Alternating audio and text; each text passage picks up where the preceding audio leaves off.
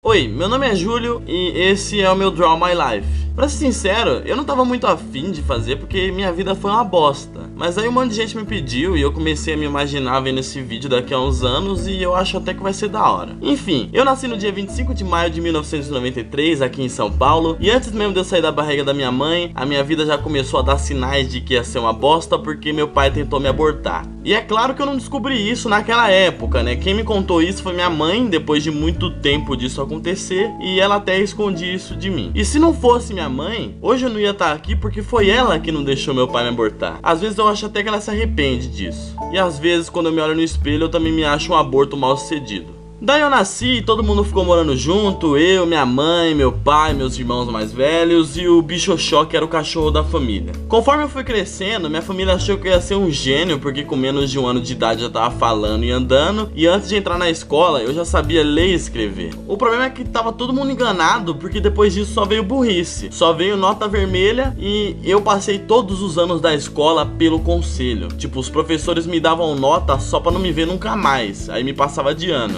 Até aí tava tudo lindo, tava tudo bacana, só que aí uma briga estragou tudo. Eu não lembro o motivo dessa briga, não lembro nem se foi briga mesmo, mas o meu pai foi embora e levou o Bichoxó junto com ele. Eu era muito apegado àquele cachorro e isso me fez meio que entrar em depressão. Aí minha mãe foi obrigada a pegar outro cachorro pra fazer eu me sentir melhor. E eu fui muito filha da puta, né? Eu senti falta do cachorro, não do meu pai. Naquela época minha mãe tinha uma amiga veterinária e ela levava todo dia um cachorro novo lá em casa pra eu tipo que fazer um test drive e escolher. Só que aí eu tava tão exigente que minha esperança já tava quase acabando, quando no último dia da semana eu peguei um vira-lata. No começo a gente chamava ele de Totó, que é o nome mais comum que se tem pra cachorro depois do nome Rex, mas aí depois a gente descobriu que ele era fêmea e mudou o nome dele pra Tatinha. E sobre o nome errado, eu não tinha malícia naquela época pra saber o que era um pênis pra poder definir a sexualidade de um animal. Eu só fui ter essa malícia muito mais tarde, e isso não foi muito bom porque eu desenhei um pinto na igreja. Mas não era aqueles pinto comum não, que se desenha na carteira de escola. Era um pinto cheio de relevo, tá ligado? Parecia um de verdade mesmo, cheio de veia, durão, gozando. E foi nessa mesma igreja que eu mostrei o dedo pros fiéis, achando que aquilo era um gesto bonito, e bati em uma menina porque ela tinha pegado uma bolinha minha. Hoje em dia eu passo na frente de uma igreja e meu corpo já começa a pegar fogo de tanto pecado que tem guardado aqui dentro. Naquela época eu não tinha malícia, mas eu já sabia executar um assassinato. Não que eu tenha matado alguém, mas eu tentei. Teve uma vez que eu corri atrás dos meus irmãos com uma faca pra matar eles, só porque eles tinham comido meu brigadeiro. Eu até me arrependi de não ter matado eles, porque alguns anos depois minha irmã atravessou um farol vermelho me puxando junto com ela, e isso fez a gente ser atropelado. Se eu tivesse matado ela, eu teria evitado esse acidente. Durante todo esse trajeto da minha vida a gente mudou de casa várias vezes, e o pior lugar que a gente morou foi quando eu comecei a estudar. E o pior de tudo é que essa casa era mal assombrada. Acontecia várias coisas estranhas lá, tá ligado? Passo de madrugada, vulto brincando de pega-pega, janela batendo, porta abrindo, um monte de coisa. Teve uma vez que a minha prima disse até que tinha visto o Ayrton Senna andando lá no quintal. E o mais estranho é que naquela época não tinha maconha ainda, maconha ainda não existia. Aquele bairro era tão ridículo, tão violento, que fazia inveja até na faixa de Gaza. Naquela época minha rotina era ir pra escola correndo, com medo de ser assaltado e ficar em casa o dia inteiro sonhando em ter um videogame, mas era só sonho mesmo porque minha mãe não podia me dar um por causa das nossas condições daquela época. E eu só fui ser assaltado pela primeira vez muito tempo depois. Eu tinha ido pagar a última prestação que eu tinha feito do meu celular e na saída da loja eu fui roubado. Até hoje eu tenho a impressão de que aquele ladrão era contratado pelas Casas Bahia. E sobre o bullying, que todo mundo que fez um Draw My Life sofre, eu também sofri, mas foi só 2 vezes. No prezinho, um moleque tentou roubar meu glitter. Eu era meio viado naquela época, ficava desenhando borboleta e pintando com glitter rosa. E no colegial, um moleque maior me ameaçava o tempo todo sem eu fazer nada. O do bullying do prezinho eu revidei com porrada na hora e o moleque parou, nunca mais nem olhou pra minha cara. Foi no primeiro dia de aula isso. E o do bullying do colegial só parou de me encher o saco quando eu bati em um outro cara que tentou zoar comigo também. Até aí eu não tinha feito nada com o cara que fazia bullying comigo no colegial. Só que aí alguns anos se passaram e eu tive algumas relações com a namorada dele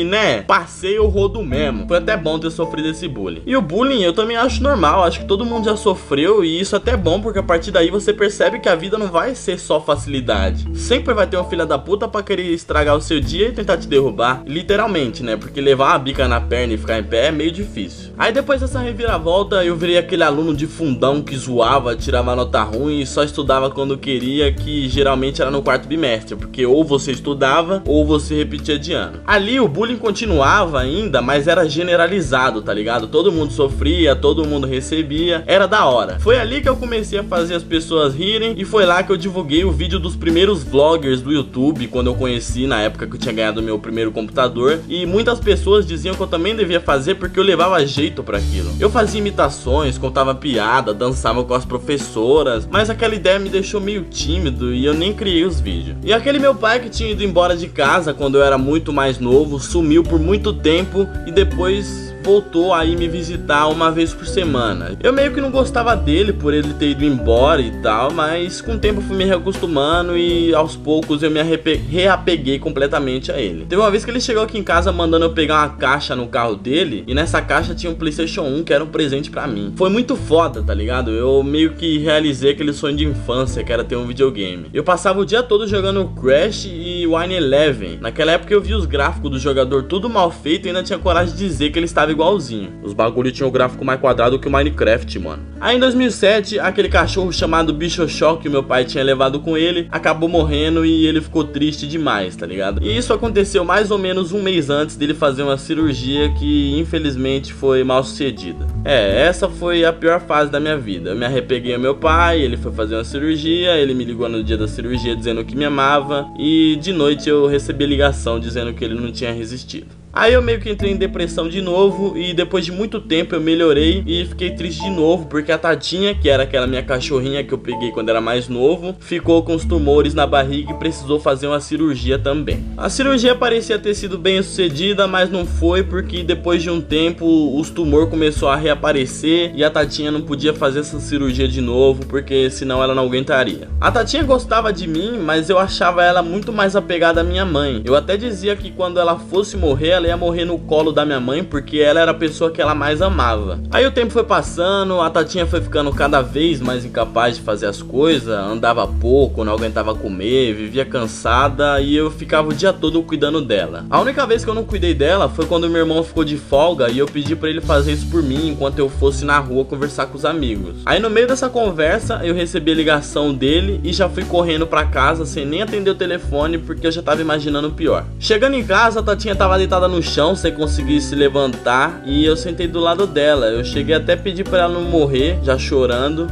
Aí ela levantou, andou na minha direção, deitou no meu colo e fechou os olhos.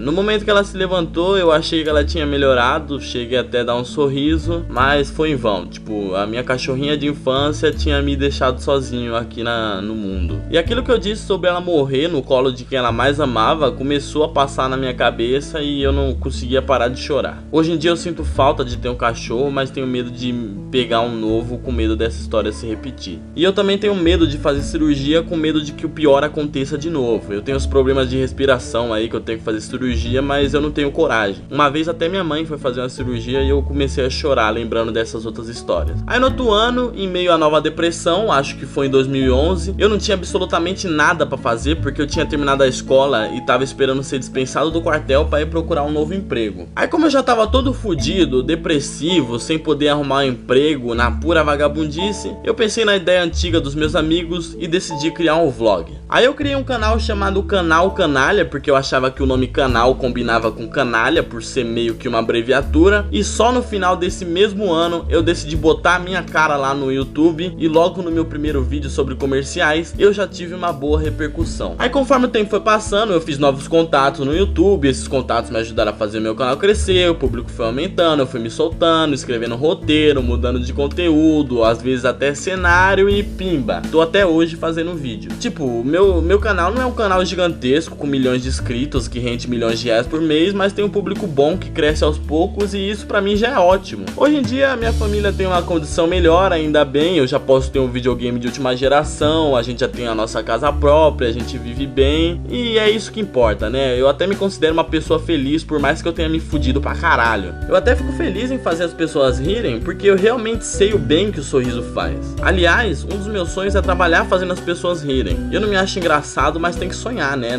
Só não pode cair da cama. E pra vocês que acompanham o canal, eu só digo uma coisa: muito obrigado. Dá joinha, se inscreve, posta um comentário aí embaixo e divulga pro pessoal lá do Facebook. Diz que me ama também. Falou.